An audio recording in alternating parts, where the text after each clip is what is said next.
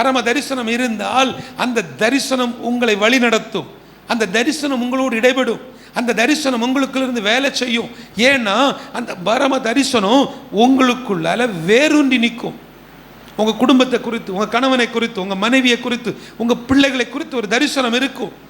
தரிசனம் உள்ளவர்கள், பரம தரிசனத்துக்கு சொந்தக்காரர்கள், அது ஒரு ஆணாக இருந்தாலும் பெண்ணாக இருந்தாலும் ஒரு தகப்பனாக இருந்தாலும் தாயாக இருந்தாலும் பேசுகிற வார்த்தைகளில் ஒரு தெளிவு இருக்கும். ஒரு வார்த்தை எக்ஸ்ட்ரா பேச மாட்டாங்க. அவங்களால பேச முடியாது. ஏன்னா அந்த தரிசனம் விடாது. அவர்களுக்குள்ளால நெகட்டிவ் வைப் வராது, எதிர்மறை எண்ணங்கள் வராது. எப்பவும் அவர்கள் வாயிலிருந்து நல்ல வார்த்தைகள் தான் வரும். கெட்ட வார்த்தைகள் ஒன்றும் புறப்படாது.